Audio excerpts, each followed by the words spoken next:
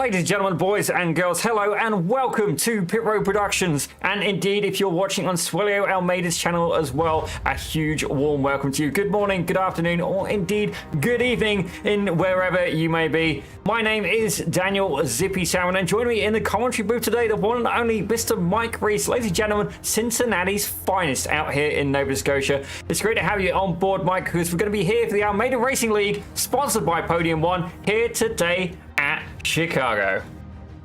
Man, it's good to be here. The windy city of Chicago, and home to some of the best pizza, if you've had a chance to get it, if you can afford it. It is expensive pizza. But yeah, no, excited to be here and getting to chat with you and watch some racing and try to keep up with the commentary and yeah, have some fun, man. It's going to be a good time. Well, ladies and gentlemen, those of you who do not know, Mike Reese does indeed drive an E30 BMW most of the time if he doesn't have a ball joint that snaps after fixing a fuel pump. We won't roast him too much for that, but certainly, yeah, good fun to watch his stuff as well. But you're saying about Chicago, Mike. Myself, I'm not a very well-traveled man, certainly not in that aspect. But yourself, I believe you may have been out that neck of the woods. Obviously, Cincinnati, it's a little bit closer than here and than Nova Scotia. Anything you can tell us about this real-world circuit, perhaps? No, I don't know anything actually about this circuit. I just know Chicago's about 5 hours north of Cincinnati. I've only been there once actually, and got a lot of pizza and watched I think a White Sox game. But yeah, there you go. No, it'll be a learning experience for me on this road course. It looks pretty tight based on kind of what I've seen, and yeah, we'll see how these spec racers navigated here for qualifying coming up. Yeah. Well, let's take a quick look at the schedule, see where we've been and indeed where we are going. We started at what is known as the Montreal Grand Prix Circuit, or Circuit Gilles Villeneuve. Round 2 took us to Tsukuba with round 3, a personal Princess approved track of Sebring. Round 4, Watkins Glen, before going to Autodromo Carlos Pace for round 5. Taking us here today. BIR is going to be round 7, with Imola being round 8. Round 9 will be the second endurance round with Jerez and Winton closing up the circuit. But let's take a quick look here at the race format. So these drivers have had 60 minutes of practice today, 15 minutes of open qualifying. That's happening right now with a heat race of 15 minutes. The second heat will be 15 minutes as well, with a randomized invert. We'll have to see how many grid spots will get reversed, with the final race being a 20-minute feature with the grid set by heat 2. Ladies and gentlemen, no fast repairs and indeed a fixed setup. But ladies and gentlemen, they do indeed call Chicago the Windy City, and it does appear to be, I don't know about windy, but certainly a little bit foggy here right now as we're checking out Andres Sabota there, trying to set a qualifying lap. You see here the driver of the 68 car, the forgiveness of this circuit. Well, it's fair to say, Mike, it's pretty much non-existent now. Certainly your local track definitely has a little bit more for runoff here. Certainly a street circuit. If we want that, we have to go and do what we affectionately known as the Toronto Indy. That's actually going to be the Markham Indy or something next year. Don't ask me what's happening there, as we see Rich Meesters off in the runoff area. But honestly, definitely not one of the circuits that I'm more familiar with. But what I can tell you is it is indeed going to be a track of attrition, perhaps. Maybe, you know, just keeping it clean could be the strategy. And not only that, again, very little forgiveness. If you go wide here, you're going to be eating the concrete ore. Yeah, there's not a lot of runoff. I mean, our local track, Atlantic Motorsports Park, has probably just a little bit more runoff than here. This is wider, so these guys, you know, you're going to have to, you know, keep an eye on the traction and you know, as you run it out to the wall, just try not to clip anything. But looks like there's a fair amount of room to get things, you know, moving, especially for qualifying. If somebody's not on the, you know, on their hot lap, they can back out and stay to the right or the left. But yeah, it's I saw the fast repairs were not on, so one little bump into these concrete barriers are going to do some damage to these cars. So you just got to keep it clean and hope for the best. Absolutely. Well, one thing about the spec racer Ford, Mike, is it indeed is a little bit lower on the power side. I think it's like 130, 140 horsepower. I'd have to double check. But myself, a huge fan of the spec racer Ford. I do remember saying to Connor Bell, can we please get this for the Academy? And indeed, Mike, wishes were granted. As right now, this is one of your regular contenders actually there, Mike. Brandon Priest, he's been pretty potent so far. He's gone pink in Sector 1, ladies and gentlemen, had an orange in Sector 2. And what's actually quite surprising is he doesn't have somebody to draft behind. Certainly the draft draft can be absolutely huge right now, but he's currently sat at the top of the leaderboard, rocking an incredible 4,294 I rating. It's fair to say he's potent, and other than Kane Halliburton and Connor Bell, indeed the most highest ranked driver in the session right now. But don't get me wrong, let's not underestimate this man. It's Edwin Rivera, or Edwin Glass Rivera, and he's certainly currently there in P2. And again, he's a driver who's choosing not to take the slipstream. But if we have a very, very quick look, Mike, look how incredibly close these standings are. If we go and change that over to the gap, it is absolutely incredible how close it is.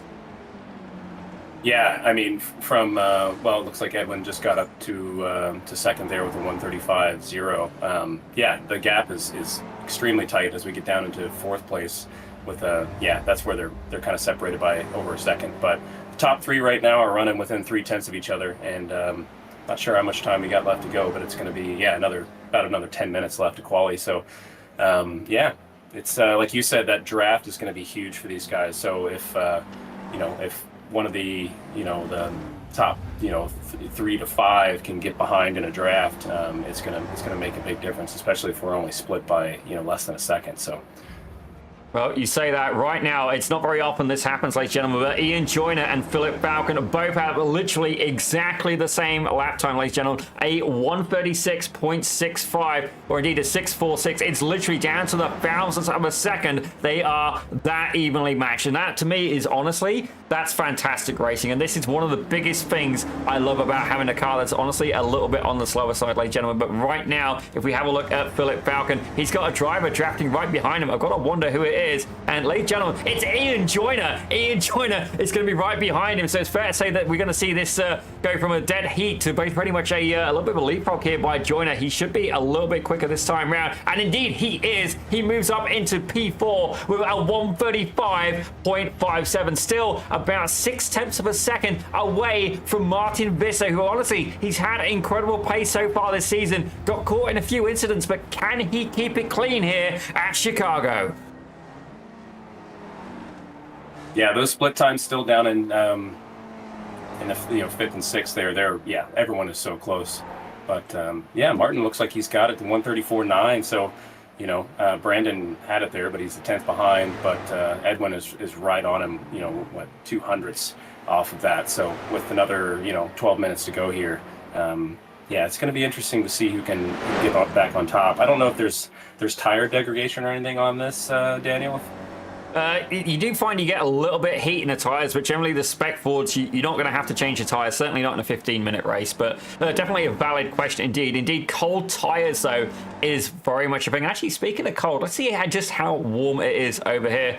I got to be honest, Mike, I can't read that, so just give me a second here. I need to make it bigger for my old eyes. There we go. Ladies and gentlemen, only 18 degrees Celsius. It's a little bit on the cooler side here. Track temp also of 18 degrees Celsius, and it looks like a little bit of an overcast day here as well. 18-mile-an-hour wind, so indeed the Windy City is indeed standing true, but definitely a little bit cooler than a lot of these drivers are used to. Yeah, I had to Google 18C to Fahrenheit, to be honest with you. 64. Oh yeah, my gosh. That's not. Sorry. You're so American. Been in Canada long enough. I know. But yeah, I mean 64. That would be one of the colder days we would even run up here, and it takes a while to get the temperature up in these tires. I mean, they don't turn on at all until most tires get up into the 180 to 215 degrees Fahrenheit operating temperature for most tires, most street tires, 200 tread wear, or even down on the 100 tread wear, and even less. Hoosiers take a lot of heat, so I'm not sure what they're running on these guys, but yeah, at 64, I imagine it's the first 3 or 4 laps. It's just going to be don't loop it and back it into a wall, and because I've done some iRacing myself, and it's tough. You exit pit lane, you don't realize the computer is waiting for you to get some heat into those tires, and I have wrecked more cars in iRacing than I'd like to admit. So. Oh, definitely. Mike, anybody who's driven on iRacing has definitely wrecked a car at least once, twice, maybe even 3 times, ladies and gentlemen. But what I can tell you about the tires is a radial 185 60-13s on the front with 205 60-13s on the back. And yourself will know that it's really not a lot of tire, but that is actually a good thing, ladies and gentlemen. It means that you can certainly find the limits of grip and have good fun with that. But we've got to give Martin Visser a shout out. His last lap even faster, ladies and gentlemen. Brandon Priest now about a tenth of a second behind him. Edwin Rivera not been able to compete just yet, but there is still about 5 minutes left of qualifying to go. Having a little bit further back through the field there, Rich Mises, he's currently a little bit further back than he would like for sure, back in 18th, running solo right now. I do have to wonder if a draft would be beneficial, but Mike, certainly this is something that you can relate to. A draft can be helpful, but they have to be fast enough to not hold you up as well. Also, Jake ends there complimenting your fine choice of headgear. Yeah, I mean, the top 8 right now are separated by, just less than a second. So they're getting it in, they're getting it dialed, they're figuring it out. But yeah, the draft is huge, especially with these longer straights and such. You're going to pick up an extra, 100th here and there, 100th here and there, 200ths here and there, and that adds up at the end of the day. But as you were saying, with those, 185 in the front and 205 in the rear with 140 horsepower, it's a dancy little car. These things would be on their toes for sure. I ran a 205 with about 140 horsepower for a couple of years, and yeah, it's fun. It keeps you alive. It's. I think that's probably the tire width that these things need. Any wider than that, and they would just be a little overtired. So, yeah, when these guys start pushing the limits, especially in this qualifying, it's they're going to be a little dancy, a little loose. But it depends on car setup and such. I imagine, Dan, you can probably correct me or not. I don't know. With these being spec racers, these are obviously the same car, the same chassis, the same body. But what are the limitations for driver setup? Well, certainly here at the Almeida Racing Academy, they do indeed run a fixed setup. Now, iRacing itself does have quite a good selection of iRacing setups available. They've probably gone for that with a fixed setup as well. Basically, by fixed setup, it means everybody has the same, but you can adjust quite a lot of the settings on this in an open scenario. As I say that, Ian Joyner has slingshot himself up ahead of Martin Visser now by not just a tenth, 2 tenths, almost 3/10 of a second, ladies and gentlemen. Absolutely fantastic stuff. As not only that, Adam Mika has made his way into the top 6, as is Jax Kutsi, currently there in P5. And I gotta say, a huge shout out to that guy, 1880 I rating there, and he has now been pushed down to top 6. And Zedek Hammock has made his way up to P3. Now, we've seen him be potent so far. A couple of drivers grazing the wall a little bit there. That will invalidate any lap they're on, but certainly, you can see here as the tyres are indeed getting a little bit of heat into them, Mike, these drivers are able to unlock a little bit more potential from these cars. Yeah, that's a heck of a lap for me in there with the 134. He's got a pretty comfortable gap with, like you said, close to the 3/10. But I mean, the top 8 are still running less than a second. And if you look at the split times after, 9 to 12, they're all running close. So is this going to be a rolling start or a standing start? It's a rolling start, Mike. Okay, so it's going to be interesting either way. Keep it clean.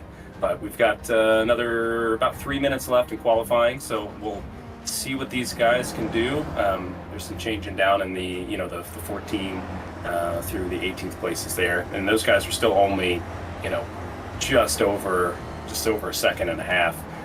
So it's going to be tight to see what these guys can do. I'm rooting for Brandon. It's always when you're leading it, that name is popping out. He's got the 135.0, and it looks like Ian just jumped another 0.6, almost 7/10 of a second gap on this lead. So that's gonna be tough to find. I don't know where he's finding the time, but that's going to be tough. With another 2.5 minutes left, Martin and Brandon, Edwin, and Jacques, you guys gotta lay the hammer down here and get something going. Mike Reese with the calling them out to pull their finger out and honestly get on with it, ladies and gentlemen. Certainly put the pedal to the metal. But right now, you see Adam Mika has just been able to get ahead. As we see a bit of debris there off one of the cars. That's certainly not what they had in mind, ladies and gentlemen. Certainly don't want to do that in the race. Adam Mika able to make an improvement. But ladies and gentlemen, for those of you who don't know Ian Joyner, I've had the pleasure, of racing against him. Realistically, he absolutely blitzed right by me there, and he is indeed a potent driver. You don't get to almost 5,000 I rating. Actually, he's now the highest ranked driver in here, excluding the academy coaches, ladies and gentlemen, of Kane Halliburton and indeed Connor Bell. But he's an incredibly potent driver, and actually, if we do get rain here today, honestly, that would make my day. But this man would be a night to keep an eye on. I've seen him in the rain in a Formula 1600, and honestly, I don't know where he found the grip. It's almost like he had his own little ray of sunshine shining in front of him there, as Ian Joyner has indeed gone even quicker, ladies and gentlemen. Absolutely insane lap right now. He's currently he's currently in a purple sector as well. Are we going to see an improvement? No, he's dead heated of what he's already done. Now that is indeed consistency, ladies and gentlemen. As we have a little bit further back here, Philip Masson looking to try and improve, currently in P6 in the club class and P15 overall. Qualifying time has just ended, and Brandon was running second there with about, I guess, 4/10 behind, but Edwin just closed it up and got a 0.2. So that's very impressive. A lot of guys just pulled it together there towards the end. So. Well, here we go for the grid, ladies and gentlemen. And Ian Joyner is going to be leading us away with Edwin Rivera in second. On the second row, Brandon Priest is going to be there alongside Martin Visser with Zdenek Hammock in fifth. Adam Mika takes sixth. Jack Skutsi is going to be in seventh with Manfred Floor in eighth. And Rich Mises in ninth with Kevin Adrian rounding out your top 10. As we have a look at 11th, that was a subtle hint, Mike, with Philip Masson, Philip Falcon, sorry, is going to be there in 11th with Andre Svoboda in 12th. Having a look at 13th now, we got Carlos Pacanha with Dominic Sayu alongside. Philip Masson is going to be 15th with Steve Saunders, the UK driver there in 16th. Michael Sabinares is in 17th with Jan Janchik in 18th. Neil England will take 19th with the two academy coaches not qualifying. Ken Halliburton back in 20th, at least for now, ladies and gentlemen. Keep an eye on him with Connor Bell back in 21st as well. A little bit of a smaller grid for us here today at Chicago, but certainly it is a fun track, but definitely not one of the more popular ones, ladies and gentlemen. Certainly an acquired taste, perhaps. Yeah, so the lead coaches there, they're going to start in 20 and 21st. They didn't do a qualifying, but you're anticipating they're going to work their way up through the field pretty quick then. Yeah, by all means, definitely keep an eye on those two guys. They are coaches for a region. And you got to say, this will be something that you're familiar with, right? Connor Bell was actually driving, you remember the 370Z of Nathan Block? He was driving that a couple of weeks ago. Certainly you had the pleasure of getting some video of that car and indeed sharing the track with it, albeit not during the same session. He was actually out driving that, and I believe he managed to get a podium in it as well. Certainly Nathan Block not feeling 100%, so Connor Bell able to step in there and have some absolutely fantastic driving success. And also as well, fantastic results in NASCAR Canada, his debut season, and he literally is getting podiums, ladies and gentlemen. That is why he's an academy coach, or at least one of the reasons, as well as being very potent in a Formula car on the sim as well. Obviously, we do wish him the best. Julio Almeida, literally, if you do not know the story, he started as a musician out in Brazil, got into sim racing. Actually, you could probably relate to this, Mike. You're a musician, and indeed a talented one at that. Got into sim racing, and then from there started coaching. Coaching went well. He then wrote his own literature called the Motor Racing Checklist.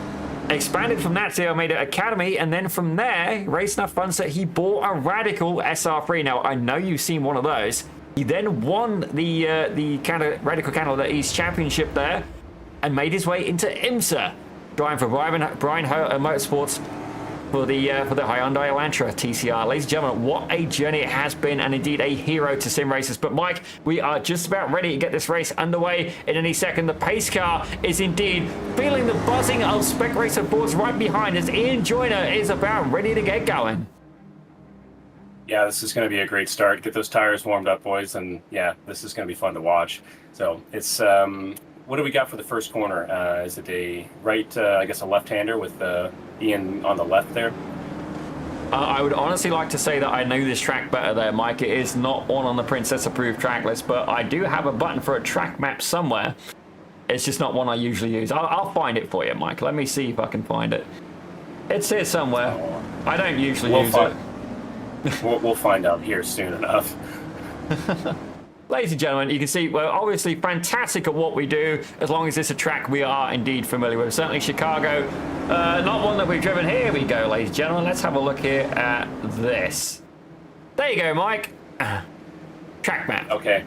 Yeah, so it looks like, yeah, sharp left-hand corner. So Ian's gonna be in, obviously the good position to defend that, but Edwin's got an opportunity for a good switcheroo if he can get stay to the outside and hold it down. So we got one more corner to go with the pace car, and then these guys are going to be hot. So keep it clean. You don't win the race on the first lap, and I've seen it happen many and many a times. So you just gotta leave the space, leave the room. So pace cars ducking in. These guys are going down our front straight for our first lap of the heat race here. Oh, it's going to be absolutely fantastic, ladies and gentlemen, as indeed they are away. You can already see there Ian Joyner closing off the front of that. Brandon Priest looking to try and make a move. And already Kevin Adrian getting into a little bit of a mix there. Side by side with Rich Meeses. You got Jax Coetzee going up and trying to make a battle as well. All the battles happening in the mid-pack right now. As we had that a little bit further back as well. Carlos Bacanha getting a move taken on him. He's down 2 spots. Steve Saunders up 2 spots as well. Connor Bell already up 2 positions as well. Battles happening throughout the field, ladies and gentlemen. Right now, Manfred Floor side by side alongside here with Jax Coetzee, who's going to be on the outside as they make their way around the right-hander. Yeah, Jax Coetzee's got a little bit of work to do, but we're getting a pass there. Looks like Kevin got him on the outside. Yeah, you're right. Keep going. Yeah. That's just trying to keep up with this, Daniel. You're too good at it, man.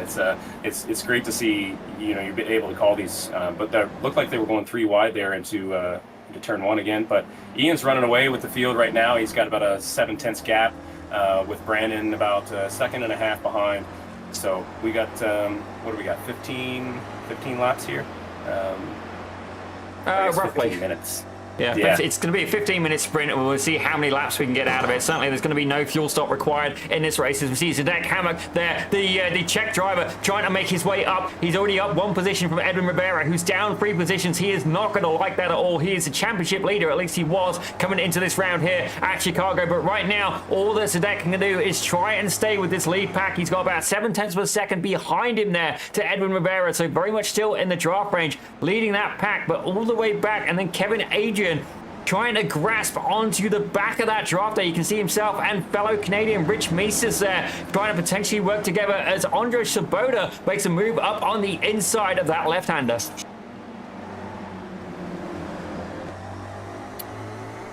Yeah, Edwin's still down, I guess, the 3 positions, so about 1.2 behind Zdenek Hammock. And yeah, Brandon's still holding on to 3rd place, and Martin's up 2 positions still.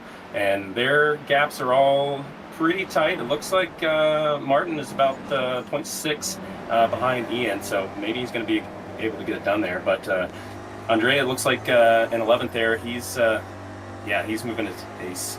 Stay on him. See if he can get the draft here on the 64 and see if he's going to go for a move on the inside.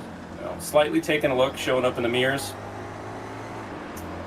Well, definitely trying to apply a bit of pressure there is Andrzej Swoboda, the Czech driver. And you can see there, Rich Meeses ahead of him. Potential teammate Kevin Adrian as well. We were discussing with them quite recently there. Is there any kind of camaraderie between the 2 Canadians? Certainly having your fellow countrymen in the split is a good excuse for some patriotism, ladies and gentlemen. As right now, the 2 academy coaches are both up 7 positions as well. Kane Halliburton, he's made his way up to P13. He's got Connor Bell right behind him, ladies and gentlemen. And indeed, these coaches will indeed race each other. There is no love lost there. They are good friends, but don't get me wrong, they are here to race as they make their way round the right-hander. A couple of sparks coming off as well, but we're going to check in very quickly with the front pack of Ian Joyner, who successfully managed to pull away 0.8 of a second. Martin Visser right behind, but then a huge gap there to Zdenek Hammock. He is very much out of the drafting range and almost broken the range there on Mike's personal favorite today, Brandon Priest, who's currently there in 4th with Edwin Rivera in 5th, bringing Adam Mika right behind in this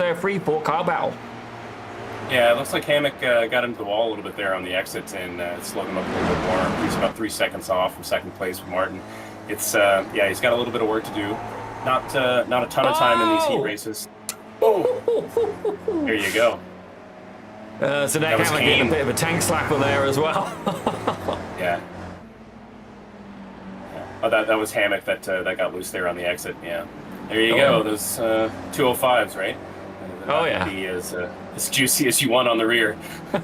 Well, definitely, it's quite a short wheelbase as well. Certainly having a longer car can give you a little bit more warning. The thing is it going to slide out. But right now, on board with Edwin Rivera, he is trying to make his way up to Brandon Priest there. And you can see that 0.4 of a second, as I believe something's happened with Carlo Facanha. Let's take a quick look and have a look at the replay. Mike, tell us what happened.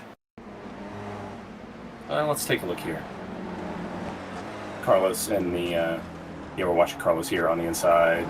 It's just, standard oversteer moment. Like you went in a little bit too hot. These cars are going to be balanced, but if the rear end is going too fast for the grip, it's going to come around on you, and if you can't catch it quick enough, that's what's going to happen. But it looks like he did a pretty good job of gathering it up, but yeah, just a little too much heat into the corner. So.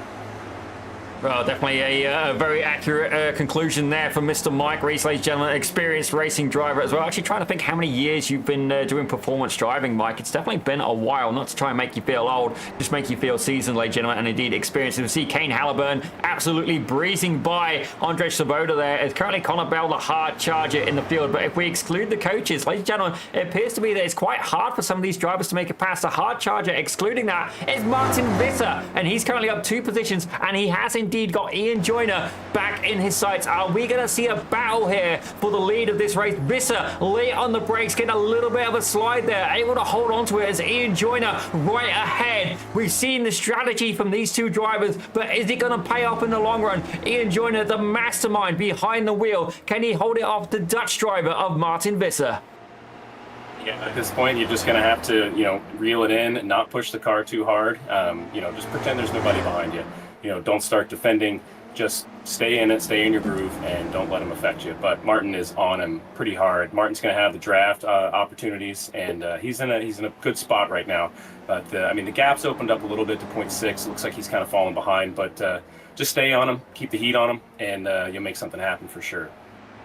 Well, I have a feeling something may have just happened to Kane Halliburton, ladies and gentlemen. Let's take a quick look at the replay and see what happened to one of our seasoned coaches, ladies and gentlemen, and indeed an absolutely incredibly potent driver here as he sees, goes around the right-hander, catches a little bit of curve, gets a little bit of a tank slapper on, and then goes, nope. Retires the car, surprising there from Kane Halliburton. Let's see what happened to my fellow UK driver of Steve Saunders as well. The MyPre Sim Race City there. It looks like he is indeed a older gentleman, carrying a heavy bit of damage on the front, and then damage leading to damage in that scenario, I think, ladies and gentlemen. Yeah, that'll do it every time. Looks like, he's not going to get that one put back together anytime soon. So hopefully for the second race, get those mechanics out there with their impacts and get things put back together. But looking like the gap is tightened up a little bit there in the front. Martin is 0.3 behind Ian, and we're watching Philip Falcon right now in 13th with just basically no gap. He's going for the pass, gets up on the inside, and yeah, man, he gets it done. Great driving there. Utilized the draft, pushed onto the inside, and just a little bit of late brake and made it happen. So we're gonna have to see if he can hold on to it, because Rich is gonna be putting the heat on him right now. So yeah, I don't know. Yeah, the cool Camel Racing Machine, the number 64 being driven by Rich Meesters, is definitely having a good battle there with Philip Falcon. Actually, a good couple of Canadians in here. We are very well represented today.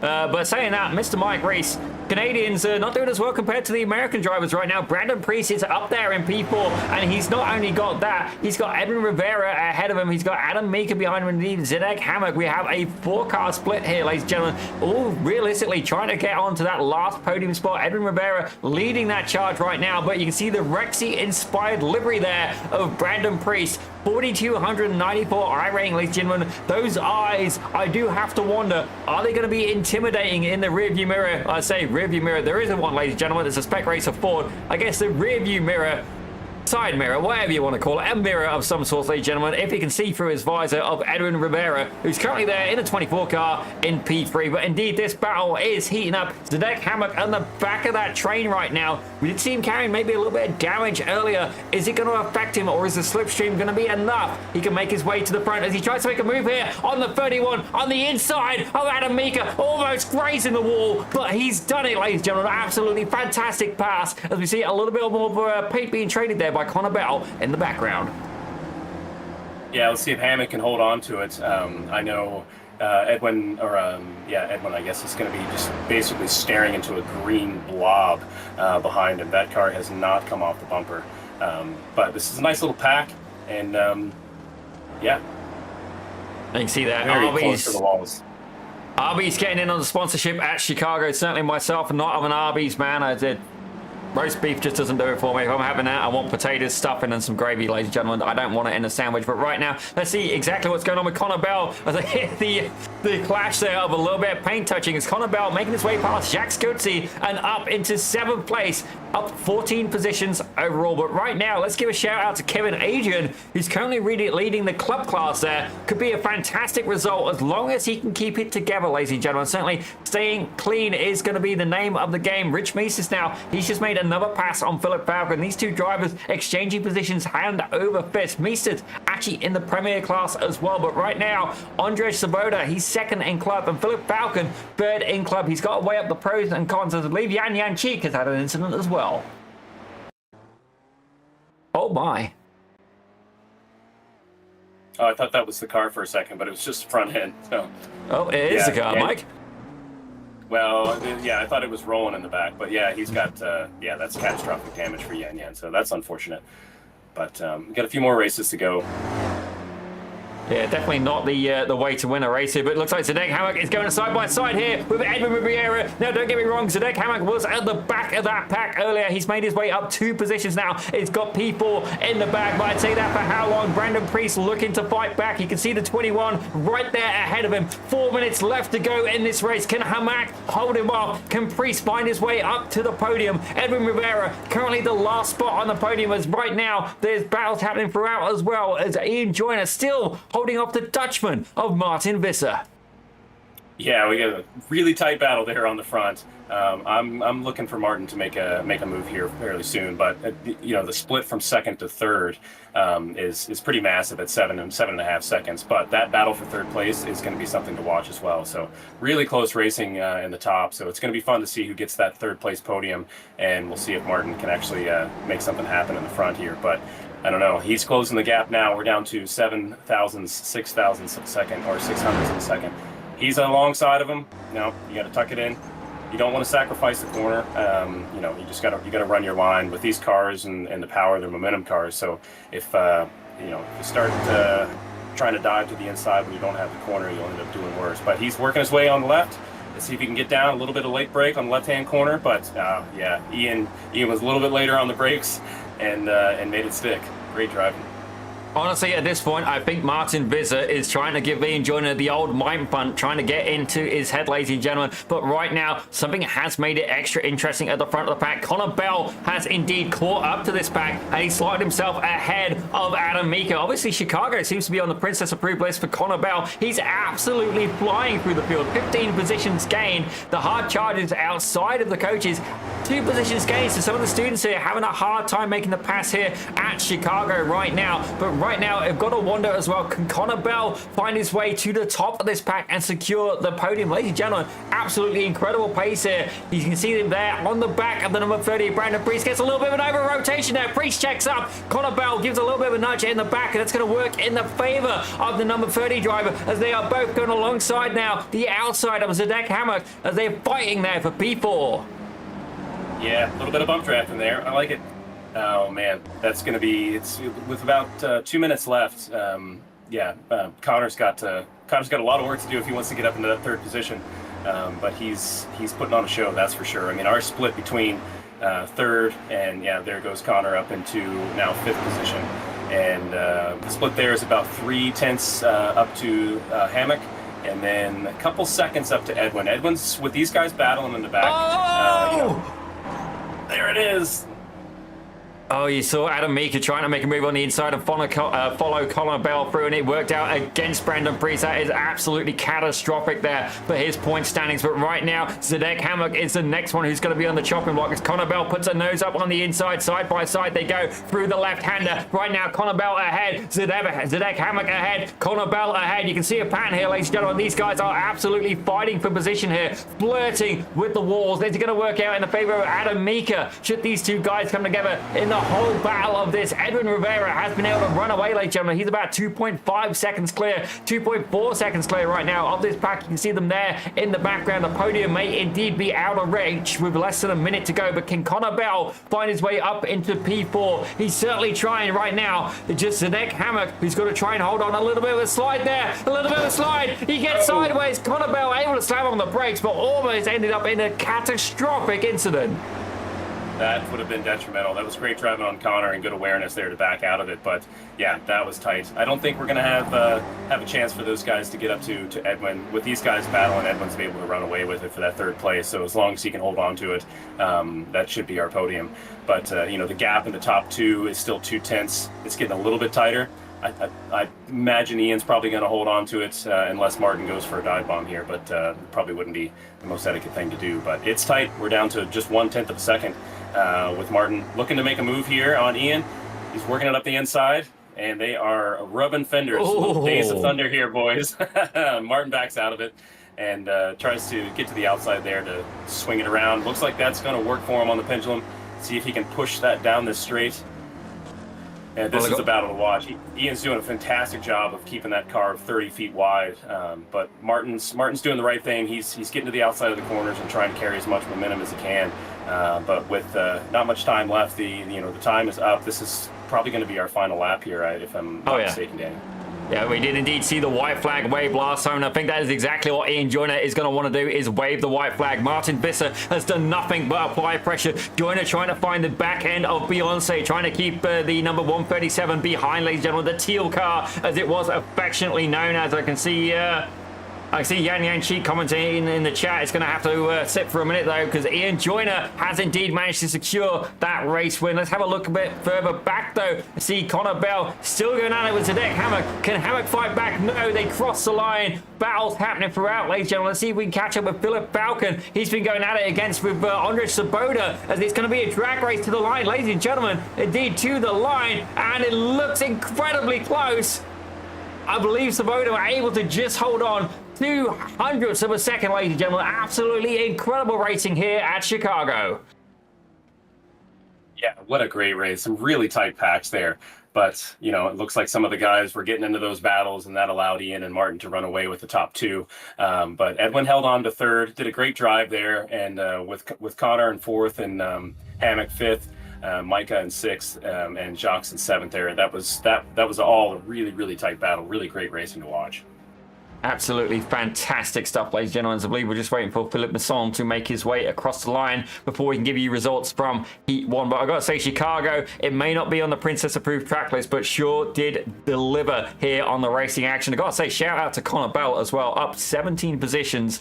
The next nearest student up 2 positions. It could have been Martin Visser, Kevin Adrian, or indeed Michael Seminaris and Neil England, ladies and gentlemen. Certainly passing here seems to be a little bit more challenging at this Chicago circuit. But look at that absolutely fantastic water fountain there, Mike. I haven't got one of them in my garden, or indeed such a beautiful cityscape as well. Some great architecture there, as indeed the results have come through, ladies and gentlemen, as they're gridding for the next round. We're going to have to slam through this pretty quick, ladies and gentlemen. As you can see here, Ian Joyner took the win with Martin Visser there in second. Edwin Rivera is going to be in third with Connor Bell in fourth. Zdenek Hammock took fifth. Kevin Adrian in sixth. Jacques Scorti took seventh, with Kevin Adrian able to secure the club win there in eighth, or indeed P1 for club. Manfred Floor took ninth, with Brandon Priest closing out your top 10.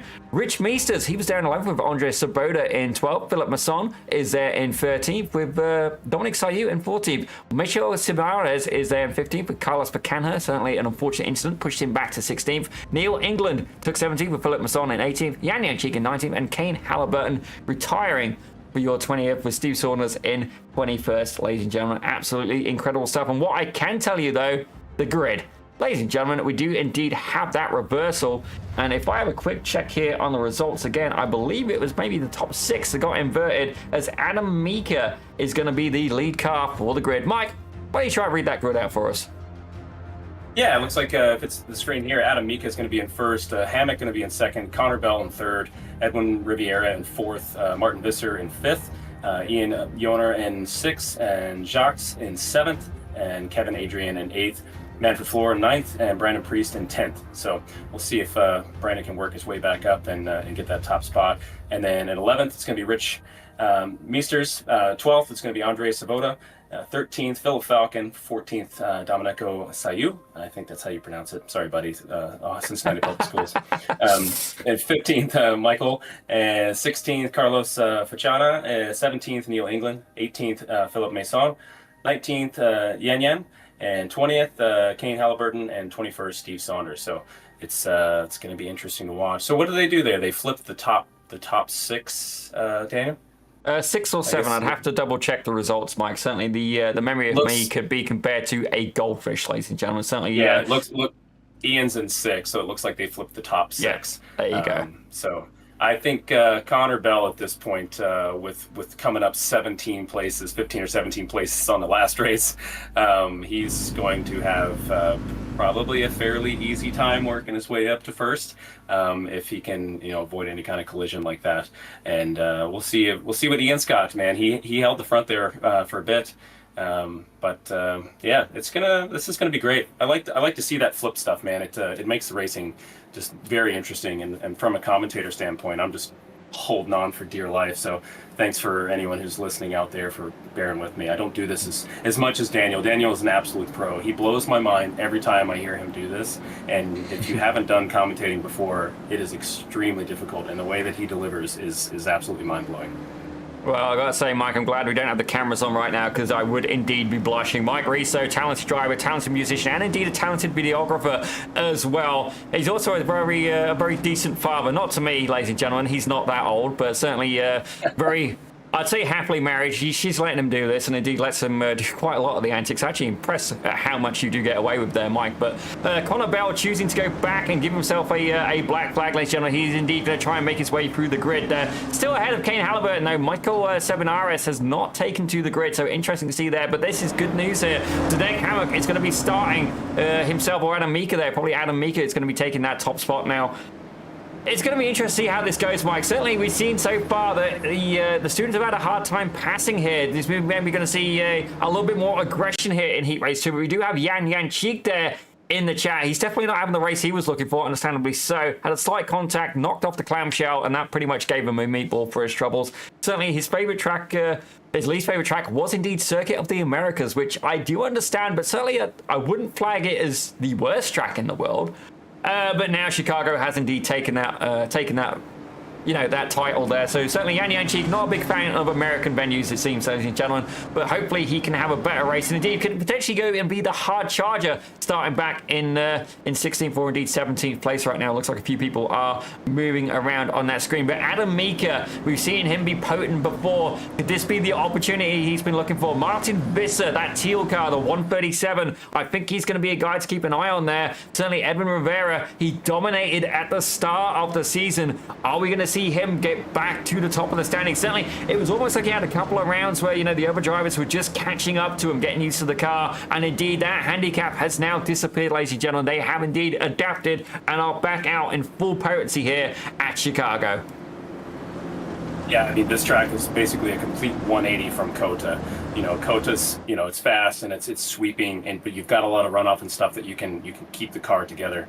But Chicago here, I mean, it's 90 degrees to 90 degrees to 90 degrees to a little bit of a swoopy bus stop.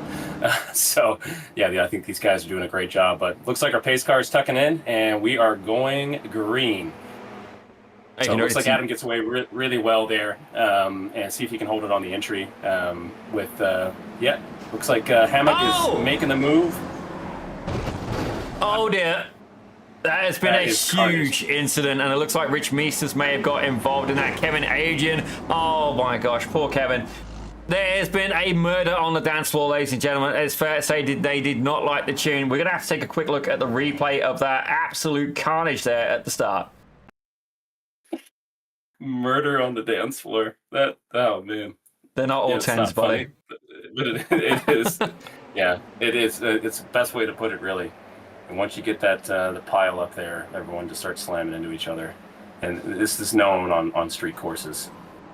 Well, you see there, Rich Meesters going in a little bit deep and absolutely poor chaos. The cool camera was indeed not so cool on that scenario. Absolutely catastrophic incident there. I like to call Rich Meesters a friend, but on that occasion, buddy, you're not going to be a very popular man in the lobby, and certainly that's not going to be a me problem, but definitely an unfortunate start here to Heat 2 at Chicago. But right now, we're going to return to the top right now, and I got to say, let's give Steve Saunders a bit of a shout out. Ladies and gentlemen, he's now up 11 positions. I'd say that incident at the start definitely benefited this gentleman here, as he's currently running in clean air. Connor Bell about 3 seconds ahead and already applying a good amount of pressure. He started at the back. He's now up into P9, ladies and gentlemen, so a quick bit of zippy math would put him at 11 positions gained, matching, well, make that 12 positions gained now as he makes his way past Neil England. But right now, if we have a look very quickly at the front, Adam Mika has just about managed to break away from the draft. Almost. It's about a second in it, ladies and gentlemen. As indeed, to quote Rob Campbell, we have enough meatball flags for a spaghetti dinner, currently in the pit lane. I love it. Yeah, Adam's doing pretty good. We got a nice little battle here. Looks like Hammock is holding on to sixth place with Andre and Sabota just in front of him. So it looks like a little bit of damage to that car, if I'm not mistaken. Oh, definitely. That's it's got a face only a mother could love, ladies and gentlemen. It had to be a blind one of that. Maybe fathered by Ray Charles at that point, but certainly carrying a little bit of damage there was Zdenek Hammock, and is absolutely obliterating him on the straights. He's lost the straight line speed in that crumpled up beer can of a 21 car. Fair play, it does indeed happen. All he can do is try and hold on at this point as Connor Bell now getting into the battles again, this time with Philip Falcon as he tries to make a move on the outside, gets it done. Next up is going to be the number 68 of Andre Sabota, but looking up further ahead, you can see there Martin Visser. I did say he would be a driver to watch, and Adam Mika, that 1 second gap has indeed disappeared down to under 0.3 of a second right now. Can Mika hold on for this race lead? Yeah, Martin's doing a great job of keeping the heat on him there with 3/10, but looks like we got our same split that we had before, where third place is running about a second behind, and then we've got a bigger gap from third to fourth with Jacques. Anxious to see. I mean, between fifth and sixth there, it looks like Connor's going to be able to get something done on Saboga. And looks like he's making it happen now if he can push it down the straight. Good camera angle. Great camera angle. He's on the outside of this corner. He's going to set it up and dive in, and he gets it done. Yeah, great job there, Connor.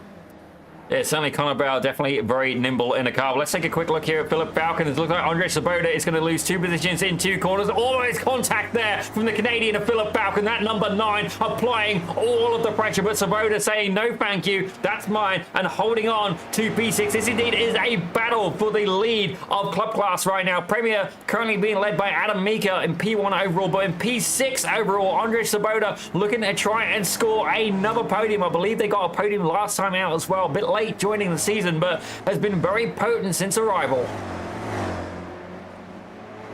Yeah, so those classes there, the sixth and eighth, those wouldn't be like the top drivers, so they have their own little podium class, I would imagine. Looks like Edwin gets some of the inside, makes it happen. Yeah, certainly Edwin Rivera trying to make his way back through. He was leading every race, and indeed was leading the championship now, but certainly Ian Joyner will have something to say about that, and indeed he has. As I gotta say, in a 21 car field, we currently have 6 cars retired, ladies and gentlemen. Yan Yanchik, albeit at the back of the grid right now. He's running in his own space. Hopefully he can find his way up through the grid. But let's check in here with Neil England, who's currently under a little bit of pressure there from Edwin Rivera. Can he hold on? You can see Steve Saunders right behind him there as Rivera, the Puerto Rican driver in the number 24, looking to make a move up on the inside, putting the nose and almost as they make their way down the start-finish straight. Ladies and gentlemen, the draft in these cars is absolutely huge. Connor Bell setting the fastest lap as well with 1:34.63. Yeah, it looks like Edwin's going to make it happen here over on Neil. Gets to the inside and gets a nice clean pass on him. So we'll see if Edwin can keep it pushing. He's got about a 3-second gap up to Philip Falcon, and Philip's running about 1 second behind Sabota. But the top class, I mean, you know, Martin's still about 0.4 behind Adam, and Ian's closing it in with 0.8 behind Martin. I would imagine anticipating a battle for second here. If Jacques can push it, it's a little bit tougher and harder to get up into that podium position, but he's got about a 2.5 second gap right now. But it's fairly tight. Not the same spread that we had before, but looks like Adam has closed it down even tighter, and he's going to make the pass on the outside and get it done. Well, almost there, Mike. It looks like Adam Mika has indeed been toppled from the top of the standings, and Martin Visser already has pulled away 0.7 of a second lead. This could be exactly what Visser needs. He's got Mika in the middle of himself and Joyner. Certainly, there's been rivalry between the Netherlands driver, or indeed the Dutch driver of Martin Visser, and the UK representative of Ian Joyner as well. Adam Mika, the American driver, stuck in the middle of this battle right now. I can tell you, Rich Meesters has indeed returned to the track, I believe.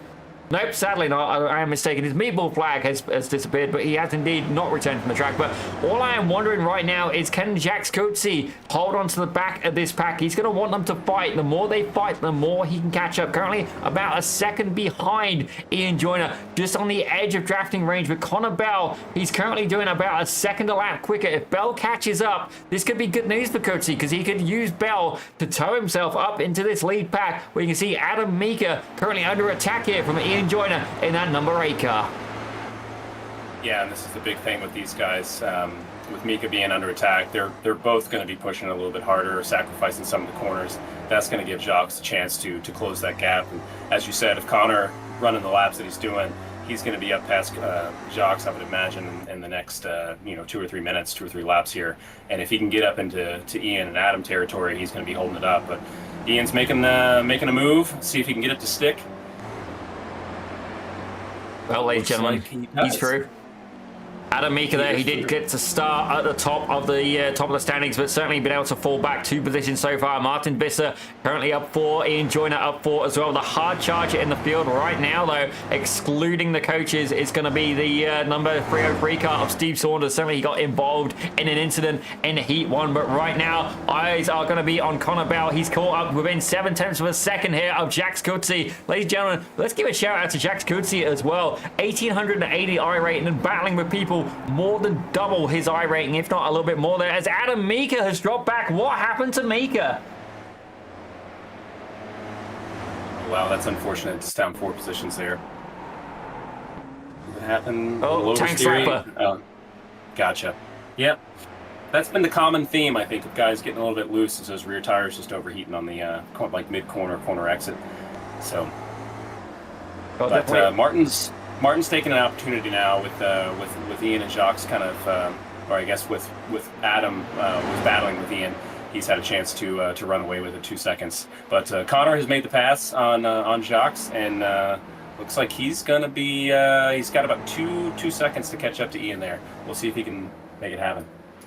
Well, indeed, the race is on. Can Connor Bell find his way to the top of the podium, ladies and gentlemen? But right now, we're going to focus on the battle in the club class. It's still going on between Andre Svoboda, who's currently up 6 positions overall, 2 in class, and Philip Falcon. He started in second place in class overall, but currently is up 6 positions as well overall. A little bit confusing. Is that contact, ladies and gentlemen? Contact in the rear. That was Edwin Rivera going in a little bit deep now, and he's picked up damage. That could be the end of his race, indeed. The Spec Racer Ford is actually quite aerodynamic. I've got to give it some credit where I do, ladies and gentlemen, but that could be absolutely catastrophic for his straight line speed there. Philip Falcon able to run away with it, but this could be the end of his challenges here to try and catch Andre Svoboda for the lead of the club class. But let's have a little bit of a look further back here. So it looks like Dominic Sayu, Neil England, and indeed Carlos Pacanha are getting into a freeway battle as well. Yeah, these guys are tight. Looks like we're down, where are you at? Yeah, the 12th, 13th, and 14th, that battle, they're all split by just right around a second. So let's see if they can keep it clean and get it done. A little oversteer there. Carlos getting into the apex, and yeah, you can see that counter steer on the wheel. A lot of fun, but got to keep it clean. Every 10th counts in this battle. It looks like Martin's. Oh, there we go. Man. Yep. That was Dominic Sayu running a little bit wide there, grazing the wall, thankfully able to keep the car in one piece. A bit of damage to the rear there, as you see Jan Janchik grazing against the wall as well. It's a little bit like Formula 1. I'm trying to think which Grand Prix it is. I think it might be Azerbaijan, but don't quote me on it. It's a city circuit. You might know this better than me, Mike. It's a city circuit, and it only has like an uphill section, and it's not it's not Côte d'Azur, it's not Monaco. I'm trying to remember exactly which venue it is, but right now Edwin Rivera is actually getting passed here by Steve Saunders. That damage very much having an effect. All he can do is try and hold on. Steve Saunders makes his way up 13 positions overall, and indeed up 4 positions in class. But right now the big battles are indeed happening throughout the field, ladies and gentlemen, as it looks like Neil England there is under some pressure here from Carlos Facana, and indeed Dominic Sayu looking to try and regain the back of this pack. Yeah, Carlos is putting the pressure on him. If Neil can just hold it down, but the gap's about a half a second right now. We'll see if he can hold on to it, keep the pressure on him, and make it happen. So good battle, kind of mid-pack, end of the pack there. Our top runners here, we're still kind of eyeing Connor if he's going to be able to close the gap. He's got the fastest lap right now with a 1:33.8, and still running about 2.7 seconds behind Ian, and Martin's still way out front. But we've had some movement there with Steve and Philip Mason, I believe, in 8th and 9th. There you go. It looks fairly tight. Yeah, it looks fairly tight with Philip and Edwin. Yeah, not too bad. But I say Edwin Rivera definitely he's turned that car more into a dune buggy, ladies and gentlemen. It's a little bit crumpled up, certainly doing his bit for recycling, albeit in an unorthodox manner, as Dominic Sayu has indeed managed to recover and catch up to the back of that 81 car, Carlos Bacana. Are we going to see a battle here as they make their way round the right-hander? Sayu applying as much pressure as he can. A little bit of a wiggle there from the two cars in front. Is he going to be a buy one, get one free scenario? Neil England there on the inside. He's now departed with Sayu makes his way past. Is he going to be a second one there? Sayu looking to try and make his way ahead of Carlos Bacana, and he's done it, but for how long? Ladies and gentlemen, he's got to hold on to it through the left-hander. He's done it. 2 corners, 2 positions, ladies and gentlemen. Absolutely belter of a pass by Dominic Sayu in the number 5. Yeah, great work there. Just taking the opportunity down the straight to get 2 over the 1, and then Dominic makes it happen. Nice and clean on the outside and makes it stick. So, but looks like Yan is going to be trying to make a pass here on Neil. Neil had a rough go there just a couple laps ago, so we'll see if Yan can make it stick. But just holding back, keeping it clean. A little bit of bump there. No, nice braking. So he's got the draft. See if he can make it work. Look into the inside, but yeah, tuck it back to the outside of the corner. Keep your momentum up, Yan, and see if you can make it stick on this straight with a little bit of the draft behind Neil. Well, you can see here, Yan Cheek certainly, he's trying to make a little bit of recovery now. He has caught up to the back of this pack, applying pressure there to the 27. As you see, it looks like they're going to be going 3 wide a little bit further up. Ladies and gentlemen, Edwin Rivera is going to try and hold on to that inside line, try and defend with everything that car has left. But Dominic Sayu is indeed right behind him as we've got just over a minute left of this. And look at the straight line difference, ladies and gentlemen. It's like he's not even there. Sayu absolutely blasts his way past, as indeed does Neil England as well. 2 of these drivers making their way past, and it looks like we're going to see one more as well. Yan Cheek looking to try and get a little bit of an action as well, held up behind the number 24 of Edwin Rivera. Yeah, I don't think Edwin's got a chance here. You can see that straight line speed sacrifice, and yeah, Yan Cheek is going to make it happen here on the inside. Yeah, and closes the door before we even get to corner entry. So there's definitely a downside with the aerodynamics there with Edwin's car, but it's unfortunate. He's doing a great job of making that car much wider than it is now that it's crumpled. It's almost like he crumpled the fenders in, but it still is acting like it's 5 feet wide. So great job on the defensive driving, but there's only so much you can do with the aerodynamic deficiencies there. So, oh, we got a little spin. Oh, Neil England. See who that was there on exit. Yes. It looks like he got a piece of the wall as well. As we take a look on the onboard here with Neil England, the 27 driver, you can see there, that is Yan Cheek ahead of him in the 445. Gets a little bit loose going through the right-hander, and bonk, around he goes. Ladies and gentlemen, easily done. Yeah, it just goes to show you how much these guys are driving on the limits, and just that little bit of oversteer, corner exit. There's only so much you can do to catch it, and if you lift off, you're just going to make it worse, right? With the lift off oversteer. So looks like we got our yellow flag. This is the final lap. Martin's still holding on to the first place with 1.5 second gap back to Ian, but Connor has got 0.5 right now, and he is riding Ian. See if he can make something happen. I think Connor's going to be trying to take every opportunity he can, but again, you can't sacrifice your corners. Ian had a little bit of oversteer there on the exit. Don't let it bite you. And yeah, Connor's doing a great job of keeping on. And we'll see. This is going to be a great battle for second place. I think Martin's going to run away with it, assuming he doesn't plow it into the wall. But Connor laid on the brakes, stand right on the bumper of Ian, and see what he can do here on this back straight, a little bit of the draft.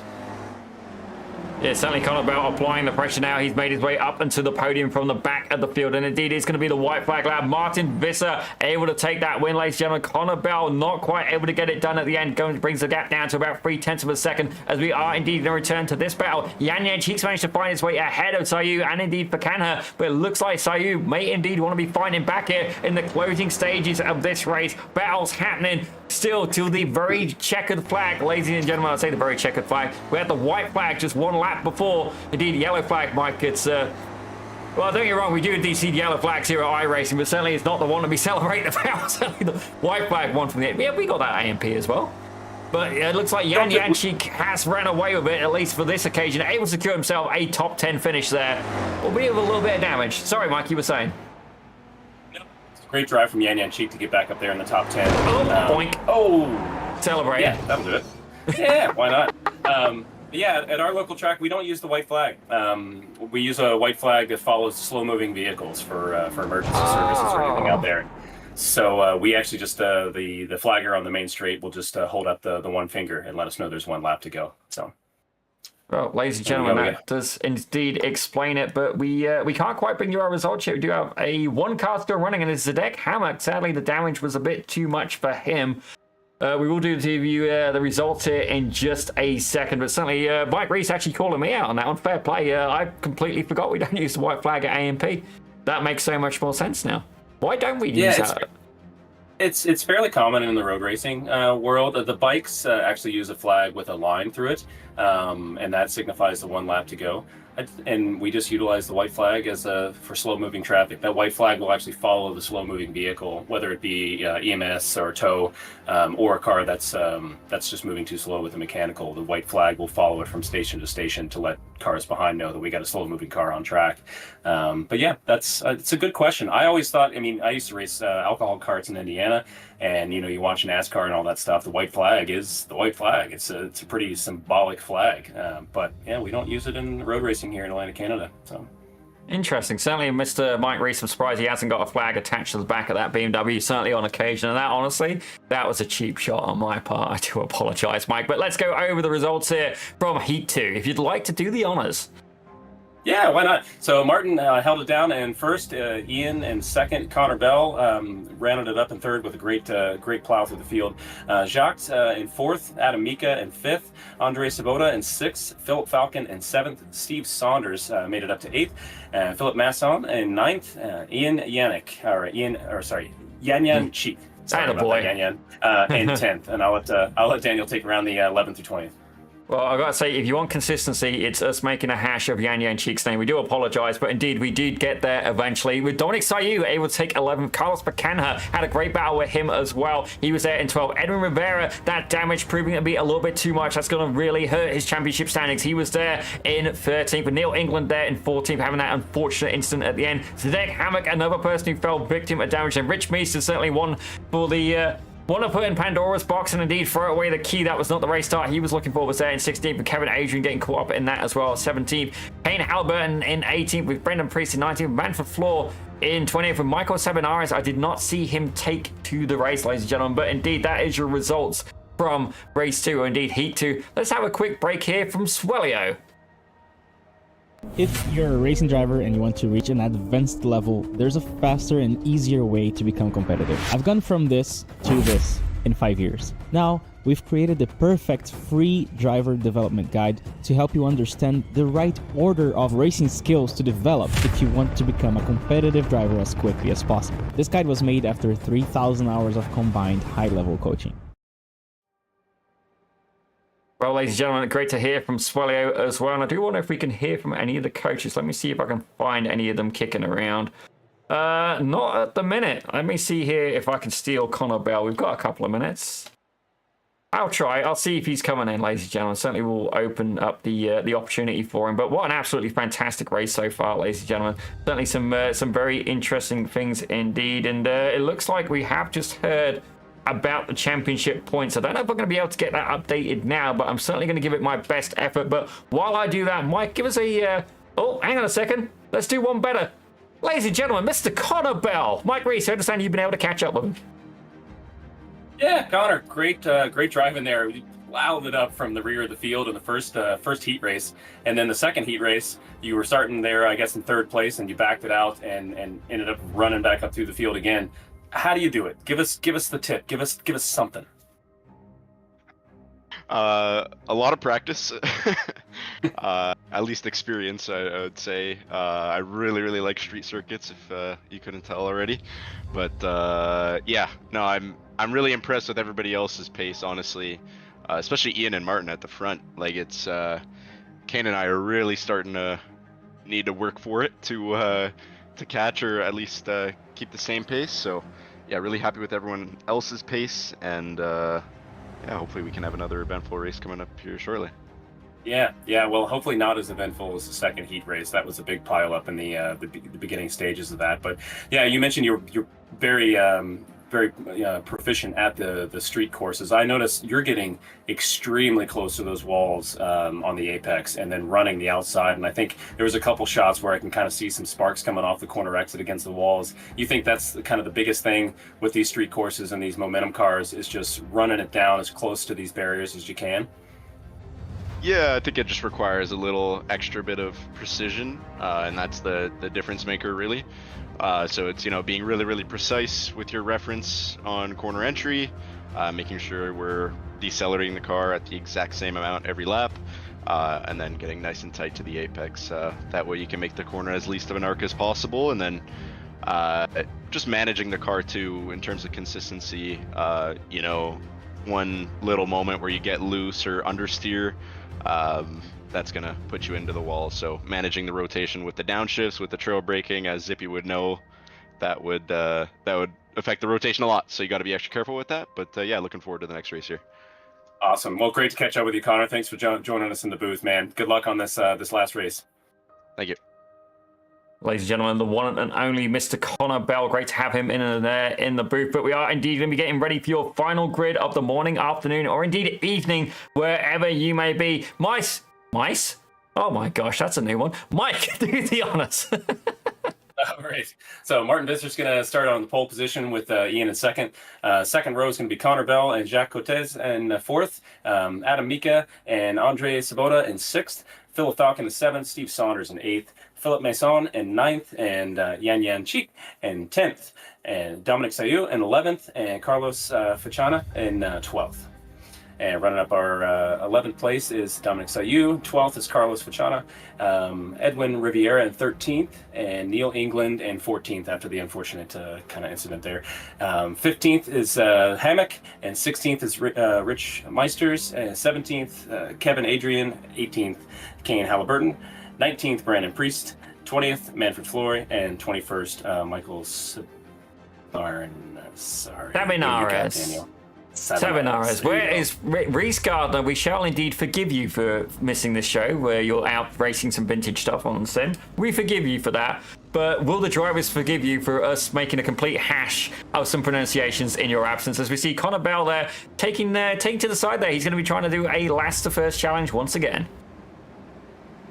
Nice. Yeah, I love it. See if he can bring it back up. It was great catching up with him. He was mentioning understeer, but I feel like, a lot of these guys, they're the biggest kind of Achilles heel of these cars where we've seen the most incidents has been the oversteer on corner exit. So maybe just like Connor was saying, getting that arc as perfect as you can, getting tight to the walls. If you tighten up the corner a little bit, and you tighten up the apex too much, and you ask a little bit too much from the steering, that seems to be the issue with a lot of guys are having, is where that rear end starts to come around, and it's hard to catch it with these cars. So let's hope we don't have the big pileup or the murder on the dance floor, as you put it on the last race, Daniel. And not kill the groove, DJ. Yeah, that's right. So hopefully a nice clean race. This one's the longest one at 20 minutes. So we're gonna have as long as the guys can keep it tight, keep the draft there, and have some good clean racing, should be fun. Now that I'm kind of getting some of these names and kind of getting some of the drivers and where they're at, it's a lot more fun to commentate. But Daniel, it's always a pleasure sharing the booth with you, man. You do a fantastic job, as I said before. Thank you very much, Mr. Mike Reese. And indeed, if you want to get more used to doing commentary, Mike, it just means we're going to have to get you doing more of it. That is entirely up to you. Indeed, if you want some shows, we'll see if we can find you some shows. Certainly, it would be a pleasure having you here in the booth. Certainly, better off in the booth than on the sim. I've seen you try and drive, Mike, and don't get me wrong, good in real life on a sim.